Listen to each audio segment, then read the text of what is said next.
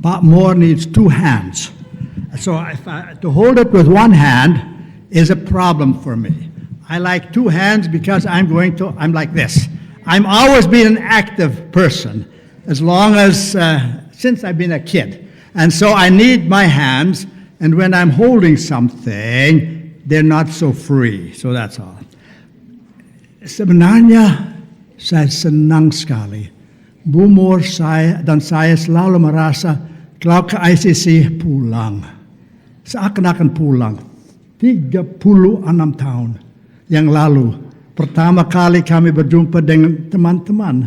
Tak semua, tapi ada yang 36 tahun yang lalu baru berkenalan. Dan saat itu kami masih muda. Saya lebih muda. Kian kan mari dari Hamilton. Tapi sekarang kelihatan agak jauh dari Hamilton. Lebih-lebih kalau salju turun, mau apa, bagaimana nanti jalannya. Dan karena tidak setajam lagi seperti dulu, ya ini memang hidup. Tapi puji Tuhan, dia tidak berubah. Tetap sama, tetap kami merayakan yang terpenting. Tuhan Yesus lahir. Saya diberi assignment bahwa the purpose of Christmas. Tapi saya juga diberi assignment, jangan berkhotbah bahasa Inggris. Harus bahasa Indonesia. Aduh, ini bagaimana? Kau sudah jarang pakai bahasa Indonesia. Lo diminta bahasa Indonesia, sehingga Bumur dan saya berpraktik. Tadi dalam perjalanan ke Toronto, kami omong bahasa Indonesia. Kadang-kadang kembali Inggris, tapi umumnya harus Indonesia, sehingga supaya sedikit kembali beberapa dari kata yang dulu sudah layang-layang, kok mau kembali lagi. Ya, begitulah. The purpose of Christmas. Tujuan Natal. Mengapa Natal? Mungkin bisa juga tema khotbahnya kalau bahasa Indonesia. Tadi, you tinggalkan rumah. Saya tinggalkan rumah. Masuk auto atau masuk subway, saya tidak tahu. Pokoknya dengan tujuan. Ke ICC. Di Jalan Petrolia. Thank you. Umpamanya perlu, ya bagus. Good backup. Sehingga, ya. Tiap orang di jalan. Tadi lewat ribuan. Semua punya tujuan.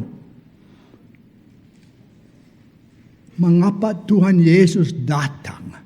Mengapa dia yang disebut firman menjadi manusia? Itu Natal. Kelahiran Tuhan Yesus di palungan. Bukan permulaan hidup Tuhan Yesus. Dari kekal. Sekarang turun. Mengapa? Itu yang kami mau bicarakan tadi pagi ini. Mengapa? Sebenarnya umumnya khotbah Natal berkisar pada kata-kata malaikat. Lahir bagimu seorang juru selamat kepada gembala. Atau mungkin malaikat kepada Yusuf. Atau kepada Maria tentang kedatangan juru selamat. Hari ini saya pilih 3 ucapan langsung dari bibir Tuhan Yesus. Mengapa saya datang? Ini ucapan Tuhan Yesus langsung. Sehingga saya pilih 1 dari Matius, 1 dari Lukas, 1 dari Yohanes. Sebenarnya ada banyak kali Tuhan Yesus datang.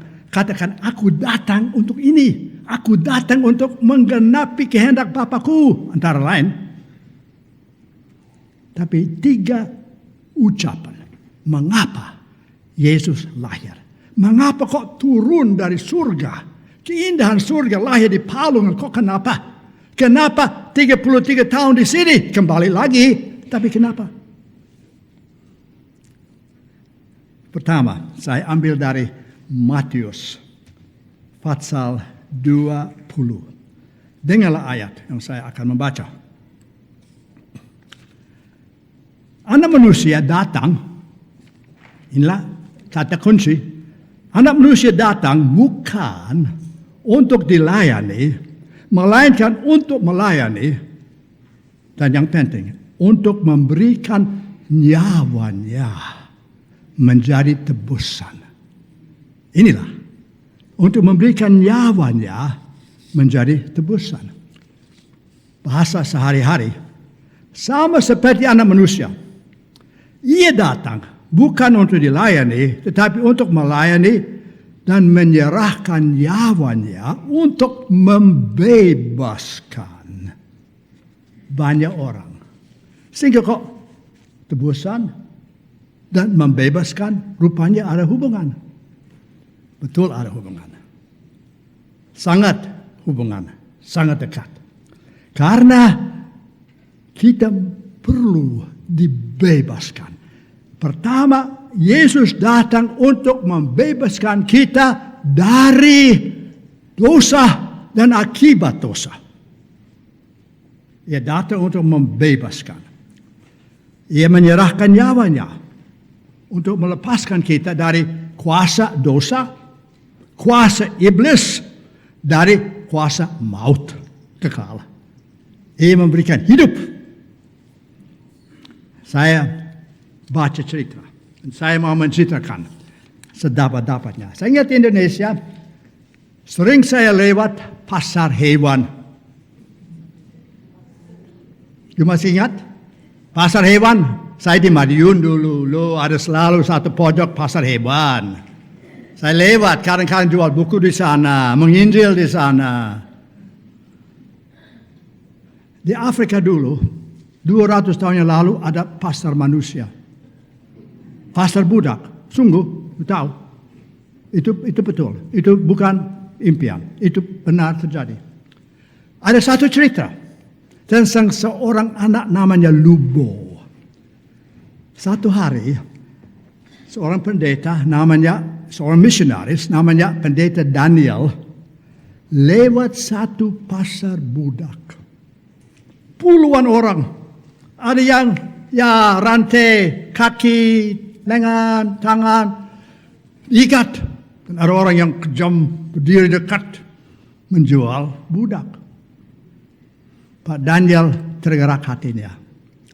Dia mendekati salah satu penjual budak. Ada banyak. Dia punya beberapa budak di sana. Dan dia tanya, anak ini umurnya kira-kira 10 tahun, mungkin 12. Anaknya ini namanya apa? Oh ini Lubo. Muda, kuat, kok bisa baik, akan kerja lama buat. You mau beli? Ya, ingin beli. Loh, mau beli ya? Ya berapa? Ya sebenarnya kan ini muda, masih berapa tahun bekerja, ya $500. Nggak mungkin, $500. Ya tawar-menawar seperti Indonesia ya. Saya punya 300.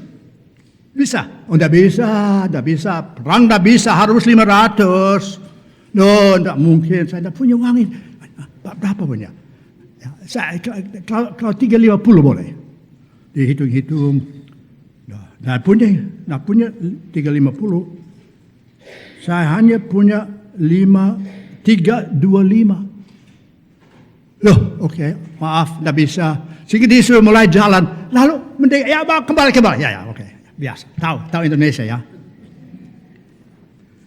Kembali 320 beli Lubo. Pendeta Daniel sebenarnya tidak mau menjadi pemilik budak. Dia membelikan Lubo dengan satu tujuan saja. Saya mau membebaskan anak ini. Sehingga setelah rantai dilepaskan, dia bersama dengan Lubo keluar dari pasar itu. Lubo selalu lihat ini orang apa ini, bagaimana ini, kok orang putih ya, orang ini bagaimana ini, mungkin dia kejam, yang tidak tahu. Pokoknya nanti berjalan-jalan, lalu Pak Daniel mengatakan, Lubo, saya membebaskan adik dengan tujuan hanya satu, supaya you bebas. Mau pulang boleh, Saya tidak mau budak. Saya tidak mau orang. Saya mau lepaskan. Saya membebaskan. Bagaimana? Mau pulang. Kemana? Ya mungkin saya ditangkap lagi. Boleh pulang. Ya boleh pulang bersama dengan saya.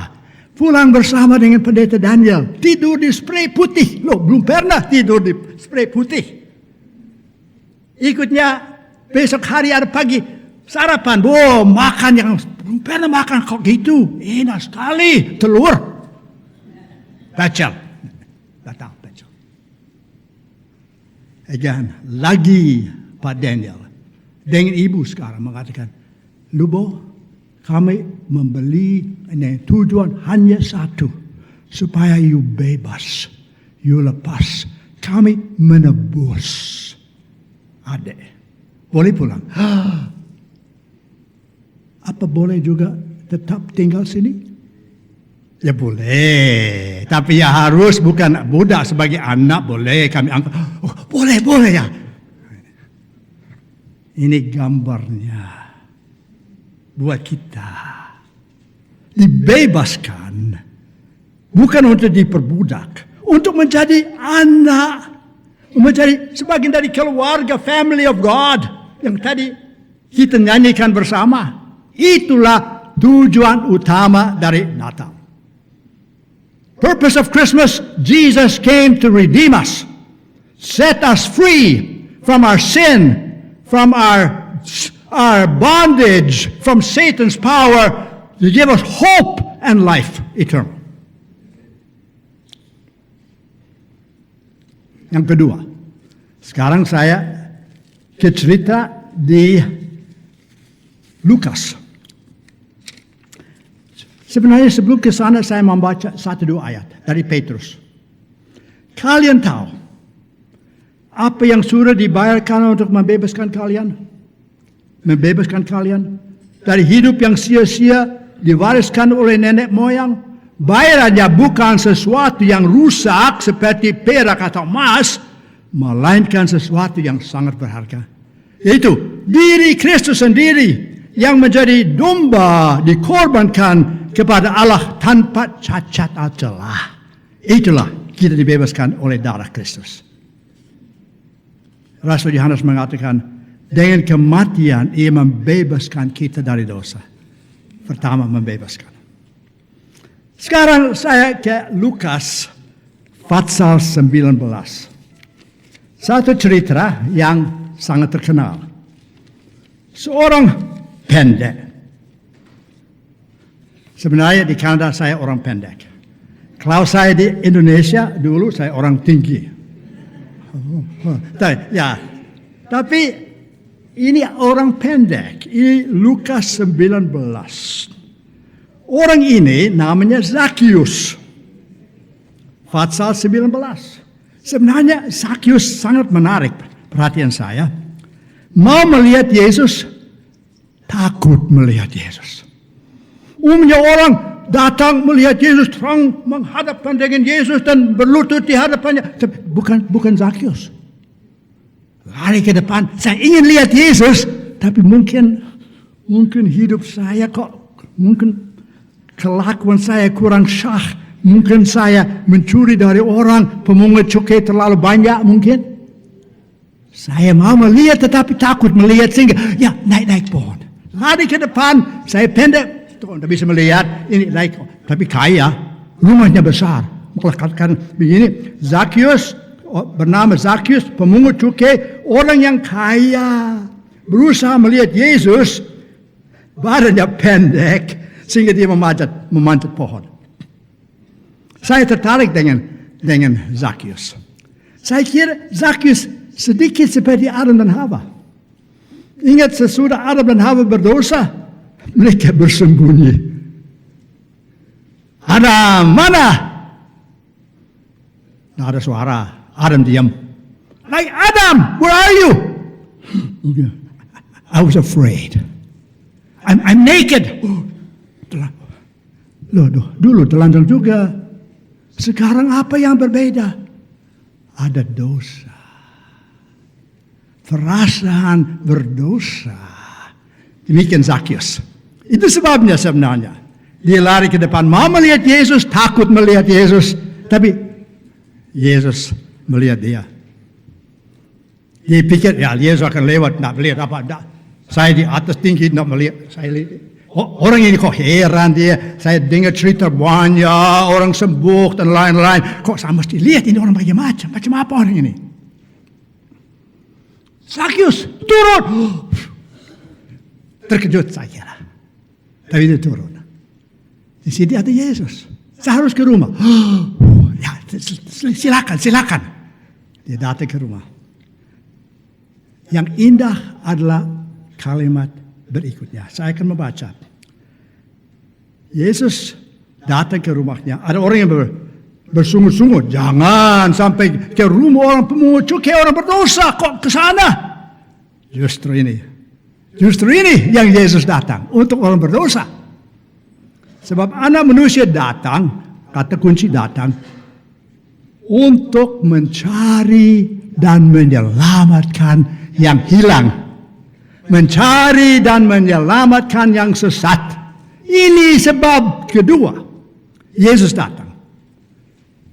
Terang, Zakius tidak merasa selamat. Mungkin kalau berjumpa dengan orang, kabar apa Zakius? Baik-baik saja. Itu sangat Indonesia. Baik-baik saja. Tapi di hati, mungkin tidak baik-baik. Mungkin di hati ada sedih. Mungkin ada rasa jauh dari Tuhan di hati. Tapi di luar baik-baik. Tapi Zakius hari itu urusan dengan Tuhan Yesus. Setelah makan bersama dan mendengarkan ceritanya dan mengakui dosanya, Yesus mengatakan, hari ini telah terjadi keselamatan kepada rumah ini, karena orang ini pun anak Abraham. Dia dulu anak Abraham juga, keturunan Abraham. Tapi sekarang dia menjadi anak Abraham oleh iman. Dengan percaya seperti Abraham. Apa yang terjadi? Yesus datang bukan hanya untuk melepaskan, untuk menyelamatkan. Saya mau memberi 3 kata yang tercakup dalam arti kata keselamatan. Pengampunan. Sesudah itu Zakius tidak mau sembunyi lagi. Mungkin malah memeluk dengan Tuhan Yesus. Mungkin cium sini sana. Puji Tuhan, terima kasih. Kok saya bebas dari beban dosa. Saya mau kembalikan apa yang saya dulu curi dengan tidak betul. Saya bereskan. Itu selamatan. Pengampunan. Tapi juga perdamaian. Saya sekarang kok ada persekutuan lagi dengan Tuhan. Tak khawatir, tak takut-takut seperti Adam dulu. Ada perdamaian. Sehingga dengan Tuhan Yesus kedatangannya, pembaruan, pengampunan, perdamaian. Ya pembaruan. Untuk Zakius ada satu lembar baru dalam hidupnya. Sekarang lagi bersama keluarga Tuhan. Kalau saya bisa masuk ke bait Allah. Dulu saya kira Zakius jarang ke bait Allah. Jarang. Sekarang kok saya punya lega. Bebas. Sampai sekarang Tuhan mengundang.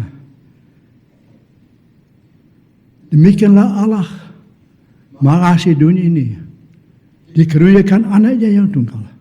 Supaya barang siapa yang percaya akan dia punya hidup kekal. Sekarang dia masih mengatakan dan mengundang, mari kepadaku, hei kamu Zakius yang lelah, yang berbeban berat, mari kepadaku. Aku memberi kelegahan. Aku memberi istirahat secara rohani. Puji Tuhan. Sudahkah saudara alami ini? Ini doa saya untuk setiap orang yang mendengar suara saya. Supaya ada hubungan lagi, perdamaian, pengampunan, ada keselamatan. Karena anak manusia datang untuk menyelamatkan, untuk mencari. Itu sebabnya Tuhan Yesus melihat Zakius karena dia mencari orang. Oh, Zakius. Apa ya, saudara, hari seorang Zakius? Marilah kepada Tuhan Yesus. Natal adalah waktu masuk kepada Tuhan Yesus. Ia mengundang. Ia mau merangkul. Ia mau menerima. Satu kata lagi. Sekali ini saya lari ke Injil Yohanes. Injil Yohanes pasal ke-10.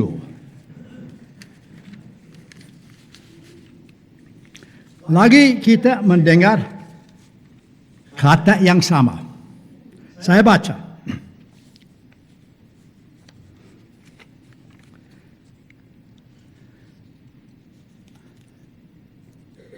Pencuri, pasal 10 ayat 10. Pencuri datang. Pencuri datang untuk mencuri, membunuh, membinasakan. Itu iblis. Aku, kata Tuhan Yesus, aku datang supaya mereka mempunyai hidup dan mempunyainya dalam segala kelimpahan. I came to give them life and life more abundantly. Super abundant life.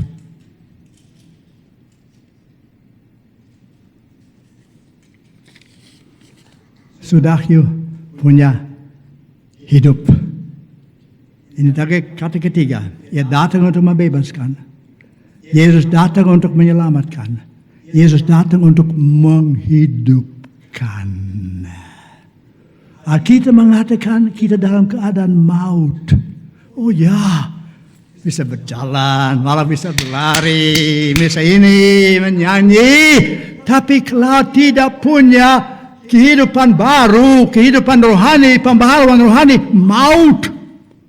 Upah dosa itu maut. Tetapi karunia Allah itu